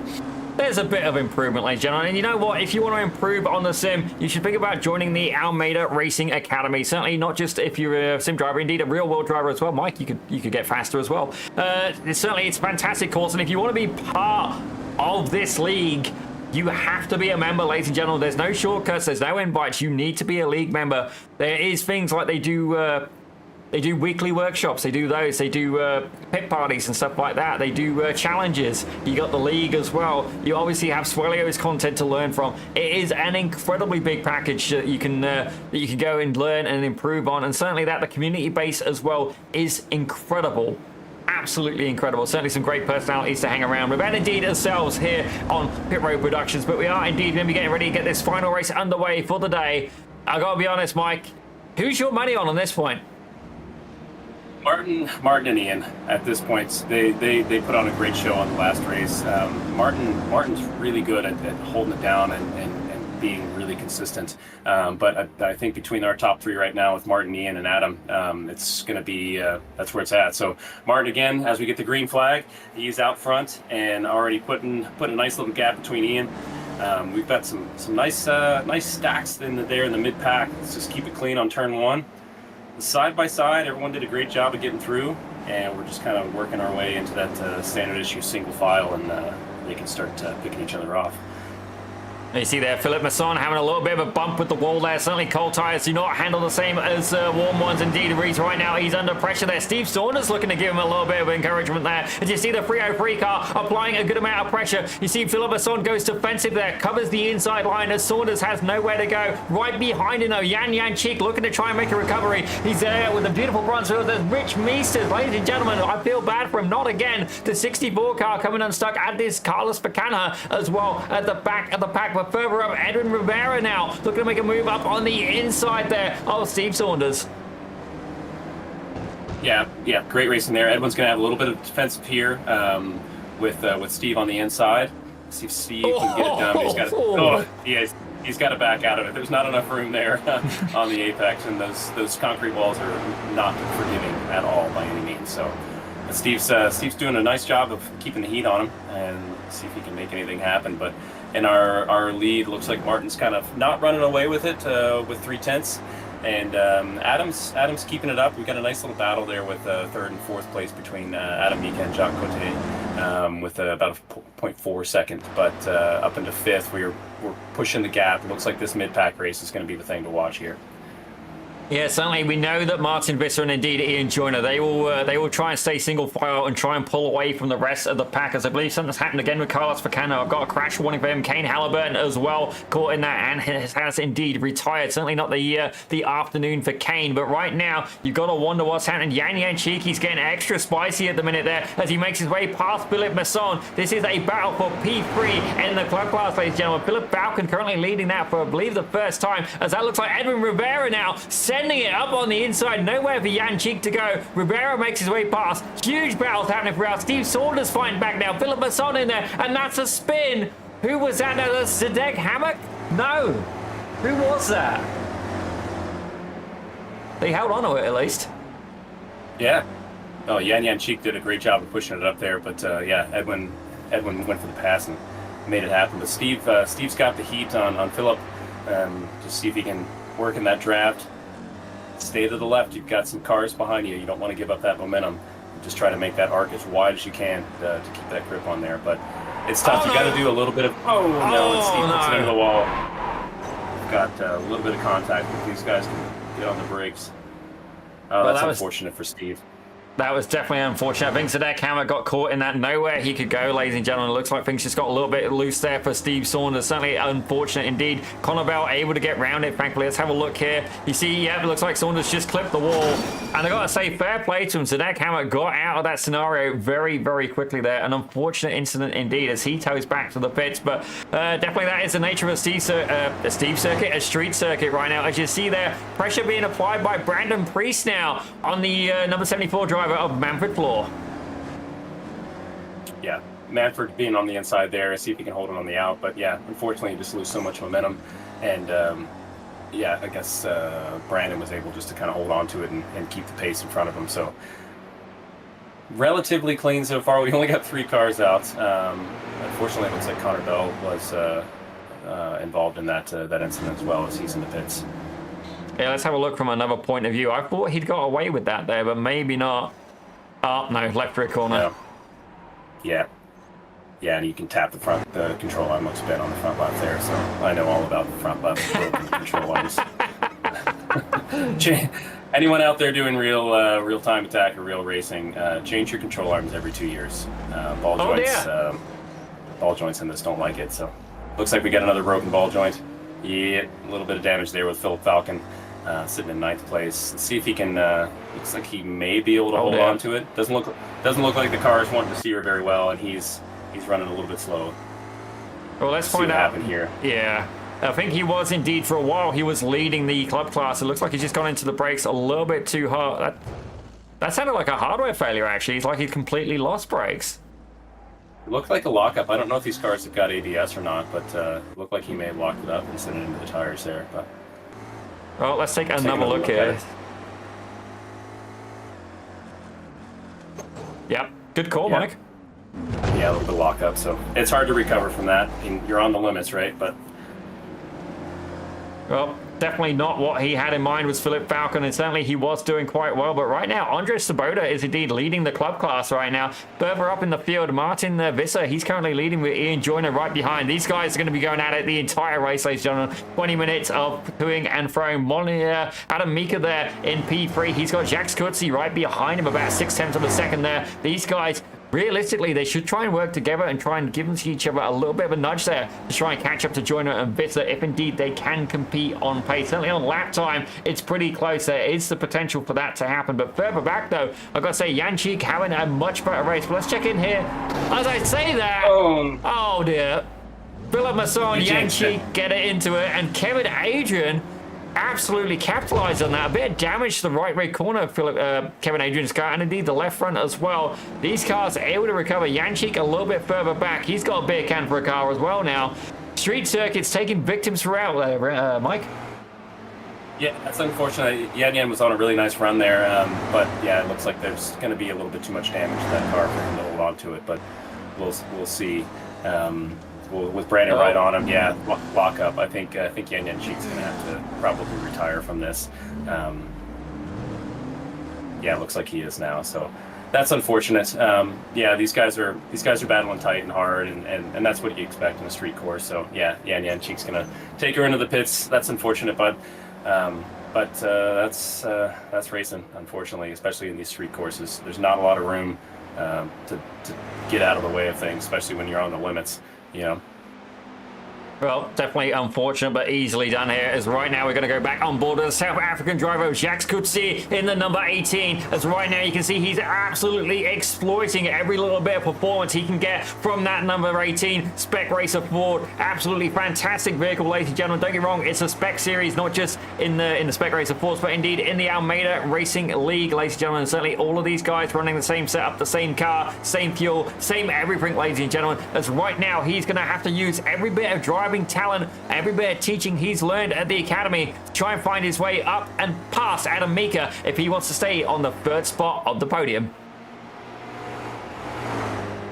Yeah, that's right. I mean, they're battling for that podium win. I mean, right now they're within about half a second of each other, same as the number 1 and 2 with Martin and Ian. So this is, like you were saying, Adam and Jacques really got to work together on this, see if they can get the drafts, see if they can get some bump drafting going on to try to work their way back up. But Ian on corner exit there gets into the wall a little bit, and it looks like he falls behind, about 0.7 behind Martin. But again, back to 3rd and 4th place. If Adam and Jacques can work together, they can push their way up to these top 2. But I think this is probably going to be the split. We're going to see a battle for 1-2, and we're going to see a battle for 3-4 here. But Jacques is putting the pressure on Adam, and if these guys can battle a little bit with Adam and Jacques, I think Edwin Riviera can work his way up and try to have an opportunity to maybe even steal that 4th or 3rd place. But it looks like Jacques doing a good job of holding on to it, and see if he can just keep the pressure on Adam. But what I can tell you, Mike, if I look at the lap times comparing Mika, Kutsi, and indeed Rivera, I can see that in the last 2 laps, Rivera has caught up about 0.9 of a second, ladies and gentlemen. That gap is currently about 3.1 seconds. And don't get me wrong, he's still got 11 minutes left to try and capitalize on this. Are we going to see Rivera finally make his way back? As I say that, that's gone very wrong for Kutsi. And around he goes, ladies and gentlemen. That is not what he had in mind. Gets some oversteer, and Rivera finds his way up back into P4. Yep, there it is. It just happens. It's just that one little incident. So if Adam Adam can do a clean race here. I think that what have we got, 3 seconds gap. Should be pretty difficult for Edwin to make that up, but there's still a lot of time left in this race, about 11 and a half minutes. So it's just going to be consistency here. But looks like Brandon is putting the pressure on Kevin here. We're battle for 7th place. Kevin looks like he's got a little bit of damage to the rear of that car, so it may not be as aerodynamically efficient as Kevin would want. But Brandon's going to keep the pressure on him. That green blob is going to be taking up both of those mirrors of Kevin, and he's going to be feeling the pressure on it. So just keep it clean and stay focused on it. Looks like Brandon may have a little bit of a draft here with Kevin down on efficiency, and he's going to take a look to the inside, lay it on the brakes, and makes it happen. Nice pass there, Brandon. Honestly, I think this could be a good thing for Kevin Adrian. He does definitely have damage to the left front and indeed the right rear corner of that car. Manfred Floor is about 1.8 seconds behind him. If Adrian can stay in the draft of Brandon Priest, this could be exactly what he needs to try and stay away from Manfred Floor. Don't get me wrong. Kevin's next nearest competition is back in P11 by a good about 8-9 seconds, and that's going to be Neil England, ladies and gentlemen. He's currently rocking back there, so he's a good gap behind, but ahead, if he wants to find his way to Andrzej Svoboda, it's fair to say he's going to need nothing short of a miracle. Svoboda, despite being a club class driver, has consistently been doing very well there in the club class. I do have to wonder if a promotion is indeed on the cards for them. Indeed, Gabriel Ardigo missing this round. He's certainly been a club class driver who's been able to mix it up with the premiers as well. But right now, let's have a quick look back here and see what's going on with Philip Masson and indeed Dominic Sayu. Definitely some damage on the front of Sayu, and Sayu runs wide as Masson absolutely sails on by. Yeah, that was a great play. It looks like the back of the pack here is, as you said, a crushed beer can kind of thing going on. But as you said before, with Kevin and Brandon in the front, with Kevin having a little bit of issues with the aerodynamics, like you said, if you can stay behind Brandon and use that that blocker of the air to kind of get the draft and stay ahead with his battle with Neil England back into 11th, he's got some time here. We've got about 8.5 minutes to go on this race, so. He's fallen a little bit behind now. I don't know if he's going to be able to hold on to that draft for much longer, but if he can keep it clean with the damage he's got, he should be able to stay ahead of Neil, who's currently running in 11th place right now. Yeah, it's definitely a battle of risk versus reward, and indeed, if you want to get the most out of this circuit, you've got to basically just graze the wall, ladies and gentlemen. Certainly, that's another thing we didn't discuss, is the incident limit as well, Mike. Certainly, if you get like an off-track or a little bit of contact, you will be penalized for it by the iRacing stewards there. There is also netcode. We might see a little bit of a tap there from like Visser, and that could just be a connection issue, but you can see there, Ian Joyner has very much stayed in the wing mirrors this time. Indeed, the roles have been reversed, but we do know both of these drivers, the strategy from them is incredible. Now, in the Spec Racer Fords, with them having such a potent slipstream effect, you do have to wonder when is the technical best time to make a pass. It's like, you'll know yourself, certainly at AMP, if you're ahead at 9A, 9B, you're probably going to be ahead at the finish line. But certainly, you got to ask yourself, do you want to pass on the start finish, or do you want to pass on the back straight? Myself, the back straight, yeah, that's exactly where I'd pass, because honestly, they're not going to be able to get past you in the closing section. You pass them on the straight, and then they pass you on the back, you're back to where you started. So certainly, you got to play a little bit of strategy into play right now. As indeed, this is the only close battle we have going on the track, ladies and gentlemen. Definitely a few incidents here in the final round, indeed the final heat of Chicago for the Almeida Racing League. Yeah, Ian's keeping the pressure on Martin right now, so Martin's trying to get out and break that draft on the outside and work his way back to set up for the corner. But it's it's going to be tough for them. I mean, as you said with AMP, our local track, passing on the straights is really where we're at. What we do with multi-class racing, it makes it so difficult. Is what's the next corner? Oh. Is it uphill? Is it off camera? We're good. Connection issue there. Yeah, keep going. The multi-class racing is kind of the thing.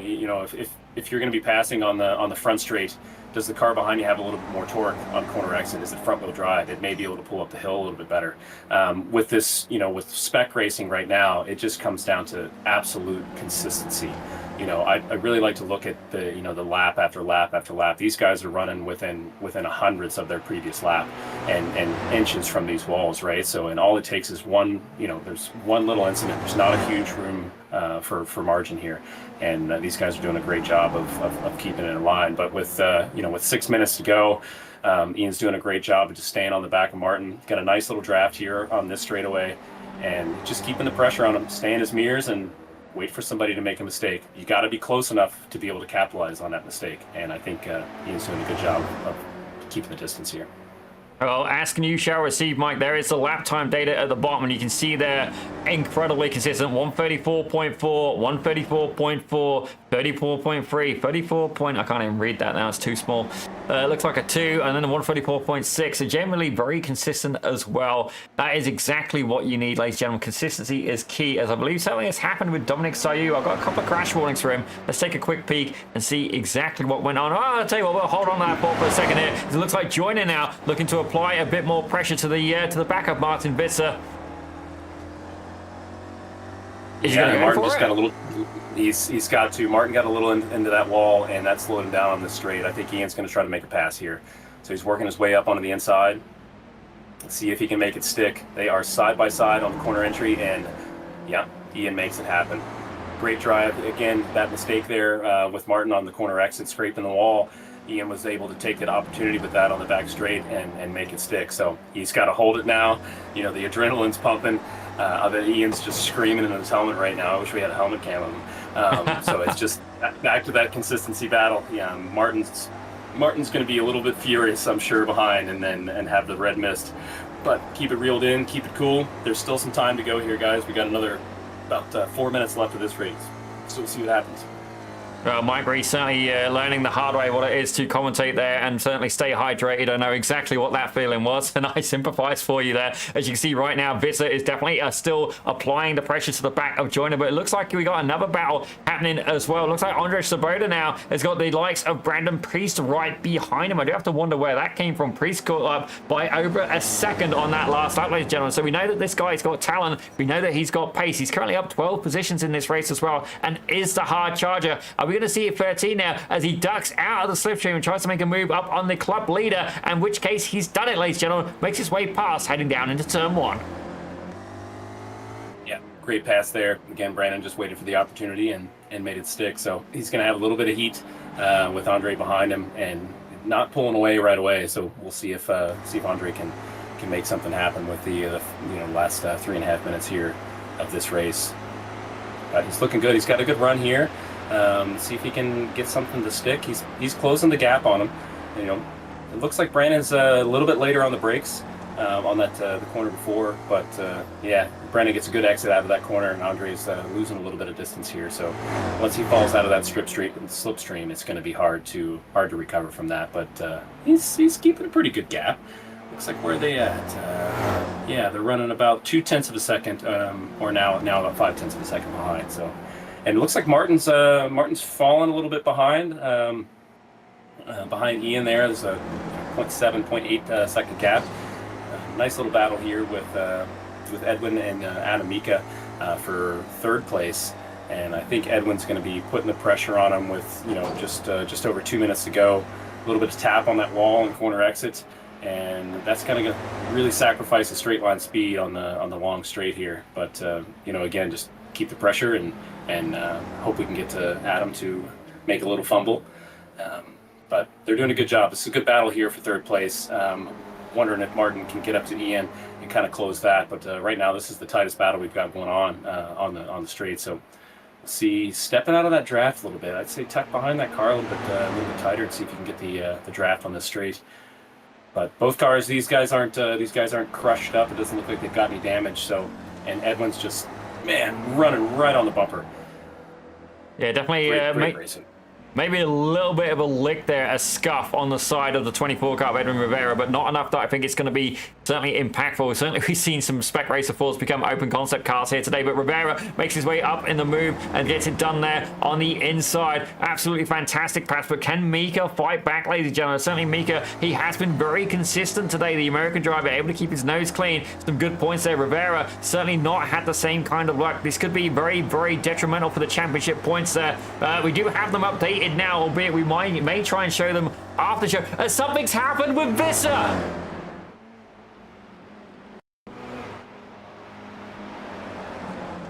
Let's take a look here with Martin Visser. Yeah, running late on the brakes and had a little bit of lockup and had to get out of it. Oh, that's unfortunate. So I would imagine we've got a fairly big gap. I'm wondering if Edwin's going to be able to close that up. Well, indeed, it's going to be candy to a baby now. Edwin Rivera, he can see the hair ahead of him, and indeed, the man is going to be a fox. Ladies and gentlemen, predator or prey, you're going to find out on this occasion. Martin Visser has now had the role reversed. He has got himself very much in the crosshairs. This sniper, the marksman of Edwin Rivera, right behind in that 24 car. Adam Mika holding on by about 6/10. These three cars all spread out by about 5/10, 6/10 of a second there, as it is indeed going to be closing to the final lap very shortly there. Is he enjoying it in the pit lane? No, we're good. We're good. Just having a moment there. We're good. You see they're right behind Visser, about 6 seconds back, and that is lap traffic ahead. I'm not sure who that is, actually. It may be Philip Falcon. No, not Yan Cheek. Who is there? Yeah, it's interesting. With these longer races, we're getting in some of the lap traffic. That's going to add a different element here for this battle for P2. But Martin's able to hold on to it. We're at our 20-minute mark now, so this is going to be coming down to the final laps of the race. So if Edwin can keep the pressure on Martin, it's going to be tight. But Adam's right there behind Edwin, so this is going to be a nice little battle. I mean, Ian right now is just running away with it. You know, he's got the espresso maker out. He's making a nice little latte. He's taking her easy. But Martin's feeling the heat right now. And it looks like checkered flag is out. Ian's going to take the first, and yeah, Martin's got it secured at second, with Edwin in third. Nice podium, nice battle. Unfortunately for Martin, but he held on to it. He had a big enough gap there when he had the incident that he was able to hold on to second place. Definitely a brown flag moment there for the driver of the 137. Let's take a quick back with Philip Masson. Looks like he's got about 9/10 of a second to make up. He wants to make it past Neil England. Dayron Masson has had a little bit of a mixed evening, afternoon, or indeed morning, wherever he may be. Certainly he's a French driver, ladies and gentlemen, so I'm going to say it's probably afternoon where he's at. But can he close the gap? He's just managed to pull a 10th off him in that last corner alone as they make their way down and start finish straight. The Windy City itself taking a few prisoners today here at Chicago. Yeah, these walls have been unforgiving. I'm thinking we've seen at least 20. Basically, the amount of the entire pack has ended up into the barriers. But for the most part, this has been really, really close racing and really, really eventful for all these guys. So, I mean, this is tough. This is tough. These street courses are no joke. And all of these guys have put on a really, really great show. Oh, absolutely. And indeed, if they do want to get an interview, they are going to have to make their way over to the interview booth rather quickly. Ladies and gentlemen, we have indeed got to that magical time of the day. But certainly, let's go through the results here of the main feature. Ladies and gentlemen, what an absolute belter here at Chicago. As you see, Ian Joyner able to take that final win with Martin Visser in second. Edwin Rivera almost had a chance there at P2, not quite able to get it done at the end. Visser having a late mistake there. Adam Mika took fourth, good result for him, with Jax Coetzee in fifth. Attaboy, 1880 iRating, and he's up there with everybody else. Just goes to show, ladies and gentlemen, the academy does pay off. You see there, not only that, Brandon Priest is in second with Andre Savoda able to win that silver class again. Attaboy, nicely done there. Manfred Floor, he takes eighth with Kevin Adrian in ninth, and Rich Meesters closing out your top 10. Yeah, Neil England got it up into the 11th, Philip Masson in 12th, Dominic Sayu in 13th, Yan Cheek in 14th, Philip Falcon 15th, Carlos Fichana in 16th, Steve Saunders 17th, Zanik Hamuk in 18th, and Connor Bell, the unfortunate incident there, got him down to the 19th. I was looking forward to seeing him crawl up the pack. Kane Halliburton 20th, and Michael Sabardas in 21st.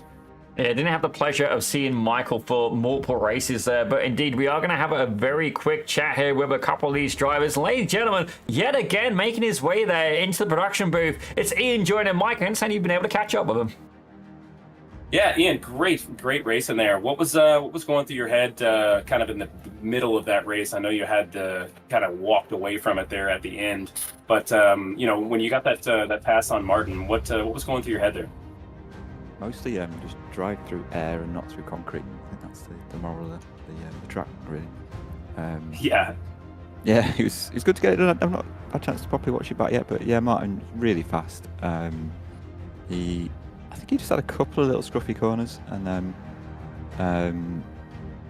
gave me the inside into the corner into the back straight. So I braked as late as I could, and yeah, got the position again because he was so fast. Didn't think it necessarily be easy, but yeah, he was just a little bit less consistent after that. At that point, I know he just locked up. He did. I mean, I think he dropped back a little bit and took a ton out of me in the same place where he ran deep the lap before, and I think he just went again, but just went a bit too much. But not many laps left. It's a super hard track to overtake on. Yeah, that's what we could see. I mean, what I was kind of noticing is just you were keeping the heat on him the whole time and just waiting for B, just for Ian to, or for him to make the mistake. And I think, like you said, he kind of was deep on the exit, got into the wall, a little bit of sparks, and you took advantage of it on the back straight and then just ran away with it. But those last few laps, what were going through your head? I mean, do you kind of back off a little bit? Are you pushing as hard as you could have? Or are you just trying to make sure that you finish the race at that point? It's just when Edwin when Martin went deep. I mean, the thing is, if you slow down, you just got to go. Obviously, not going to take big risks, but if you slow down, you get your timing wrong, you turn in too soon, you just hit a wall. So you just have to keep doing what you're doing. The biggest scare I think was actually with Stephen. I don't know if you saw that, but he was coming up to just lap him. I think the last lap, and he just hit the wall on the exit onto the back straight in front of me. So that was very nearly game over. Yeah, we were trying to keep an eye on the lap traffic, but you certainly did a fantastic job of running through the pack. So congratulations on the win, and thanks for catching up with us here in the booth. Thank you. Yeah, it's a great track. It's a lot of fun to drive. It's a bit scary and a refreshing change from the amount of draft we had the last few times. So yeah, it's great fun. Thanks, guys. Awesome. Thank you. Catch you later. Cheers. Well, ladies and gentlemen, that indeed was Ian Joyner. We've been able to catch up with Edwin Rivera as well. Edwin, certainly a little bit of a rough afternoon for yourself, but almost got a chance there at taking a P2 from Martin Visser. Tell us a quick point of view from your views here at Chicago. Yeah, I mean, I saw him there at the end. I didn't even think I was going to catch up to P3, and Adam, I think it was, he made a mistake after I made several mistakes and hit the wall, but just a lot of misjudgment on my part. I think race 1 and race 2, that contact was Denik. I thought I had the line there. I didn't realize he was still there. But yeah, just a lot of misjudgment. I recovered a bit and had a little fun on the last race, but yeah. Well, definitely, it was a very tough race indeed. Certainly, ladies and gentlemen, we've got to give a shout out to Edwin Rivera. He has been leading the championship at moments through here. Certainly, this could be a good one for Ian Joyner, though. Certainly, we've seen some rivalry here, but we're going to be heading to VIR for the next round. How do you feel about that particular circuit? Yeah, I really enjoy that track. I really like racing there in the F4. These cars move a little bit similar, not too much, but it's also a long layout. I haven't raced that layout yet, so it should be interesting. I don't know if in that little midsection, last section there, that after the straight, maybe there's a chance if you have the pace to take off a bit, but should be fun. VIR is always fun. Well, ladies and gentlemen, we are indeed going to wish you the best of luck over at VIR. Myself, it is on the Princess approved track list, certainly one that I would drive. But Edwin, hopefully we'll catch you in the booth again sometime soon. Yeah, thank you guys. Well, ladies and gentlemen, that is just about going to bring us to the close of the show. Now, wherever you may be sure to hit the subscribe, the like button here, both on Pit Road Productions and indeed on Swallow Almeida's channel as well. You definitely want to keep up to what Swallow is doing, not just in the sim, not just with coaching, but in the real life world as well, as he has been competing in IMSA this season with Brian Herder Autosport. Absolutely, Brian Herder Motorsport. Absolutely fantastic stuff. And ladies and gentlemen, let's give a huge shout out to Mike Reese as well for making his way into the Pit Road Productions commentary booth. Certainly, he's not a regular in here, but it's an absolute pleasure having him in here. But ladies and gentlemen, that's it from us for today. Good night, good morning, and indeed good evening, wherever you may be, and we'll catch you next time. If you're a racing driver and you want to reach an advanced level, there's a faster and easier way to become competitive. I've gone from this to this in 5 years. Now, we've created the perfect free driver development guide to help you understand the right order of racing skills to develop if you want to become a competitive driver as quickly as possible. This guide was made after 3,000 hours of combined high-level coaching.